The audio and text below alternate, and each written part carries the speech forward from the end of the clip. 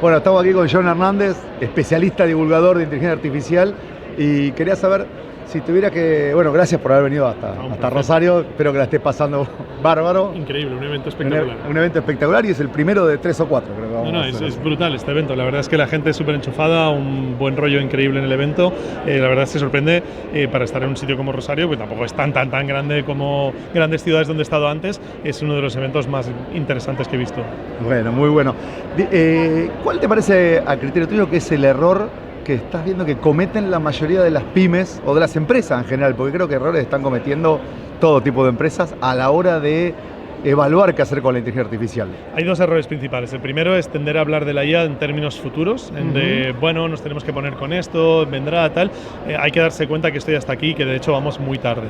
Y en segundo lugar es la magnitud. No le estamos dando la magnitud necesaria a lo que se nos viene encima. Esto viene a replantear las bases de lo que es la base de la sociedad que hemos construido, que es la inteligencia. Hemos planteado una sociedad alrededor del trabajo cognitivo y ese trabajo cognitivo está perdiendo valor de forma radical, como lo perdió la fuerza en la revolución industrial.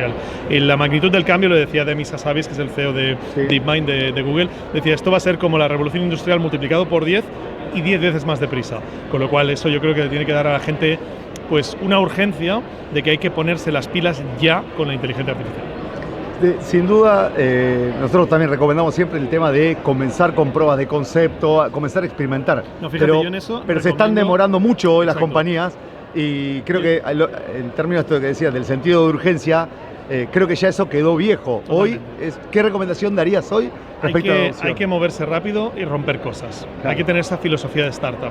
Aunque seas una empresa con miles de empleados, que estés muy establecida, hay que moverse rápido y romper cosas, porque el coste de la inacción es mayor que de las cosas que puedes romper. No podemos empezar a hacer programas piloto que para cuando acaba el programa piloto está obsoleto y tenemos que empezar otro piloto, porque al final no hacemos nada. Hay que moverse y empezar a implementar. Y hay que dar libertad a nuestros trabajadores para poder utilizar con medida la inteligencia artificial en lo que consideren que les beneficia. Y para eso es muy importante hacer el cambio cultural, educar a los trabajadores en entender lo que supone, en entender para qué es bueno y a partir de ahí en que lo empiecen a utilizar con una perspectiva más de experimentación que no de implantación.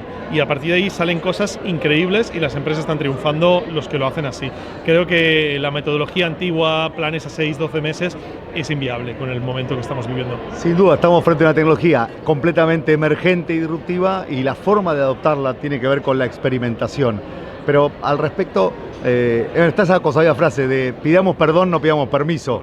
¿Te parece que es lo que más aplica para el tema de la IA? Sí, con ciertos límites, pero sí, sin ninguna duda. Ahora mismo es el momento, o sea, de verdad, yo creo que si tú aplicas un chatbot de inteligencia artificial para tus clientes, lo primero que tienes miedo es que les diga cosas que no son verdad o les ofrezca un reembolso cuando no lo tienen.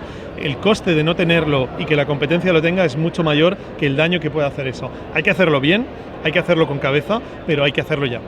Es lo que decía Kahneman, ¿no? A veces la aversión, la asimetría entre la aversión al riesgo de perder es mucho mayor que no vemos el riesgo de ganar. Totalmente. ¿No? Sí, totalmente. Ahora mismo el mayor riesgo es no hacer nada. El mayor riesgo es no hacer nada. Y te saco un poco de foco, y porque sé que siempre mencionaste más un poco geopolíticos. Si uno mira un poco el negocio de la IA hoy, se ve como un proceso de concentración, de hiperconcentración y de transferencia de riqueza hacia 4 o 5 jugadores, que creo que estoy exagerando diciendo 5, en el mundo. ¿Qué lugar te parece que va a quedar para el resto de los procesos de negocio? ¿Cómo van a poder sobrevivir a esta transferencia de riqueza que se está dando porque tienen que consumir de pocos jugadores? Yo creo que sin ninguna duda estamos ante una tecnología extremadamente cara. Cuando hablamos de crear modelos de inteligencia artificial de frontera, hablamos de muchísimo dinero, de miles de millones de dólares, y con lo cual a partir de ahí no pueden haber muchos jugadores. Eso es parte del juego y de la misma forma que no hay miles de jugadores construyendo carreteras, pues no los va a haber construyendo la infraestructura de la IA. Eso no tiene por qué ser malo. Creo que los grandes jugadores van a tardar mucho en llegar a modelos de negocio que sean pues mucho más especializados, etcétera. Y sobre todo la gente tiene que entender que si ahora mismo pensamos en Internet, por ejemplo, las grandes compañías que nacieron de Internet, podemos pensar en Google, en Meta, en Amazon, ¿verdad? Esas compañías en la inteligencia artificial aún no existen. OpenAI, Anthropic y este tipo de empresas son el cable. Aún no hemos empezado a construir los modelos de negocio, con lo cual la oportunidad es inmensa y vamos a ver jugadores que van a ser compañías que valgan 1 trillón o lo que sea, que van a ser empresas que no existían hace 2 años. Y eso lo vamos a ver sin ninguna duda, con más énfasis de lo que vimos durante la evolución de Internet. Así que creo que estamos en un momento de océano azul con grandes oportunidades, grandes riesgos. Decíamos antes con unos chicos que me preguntaban aquí que, oye, cuidado con emprender, porque a día de hoy, hasta ahora, si tú emprendías, si te salía mal, volvías a trabajar, pero es que aquí igual no hay trabajo al que volver, ¿sabes? Con lo cual el trabajo se va a poner como muy...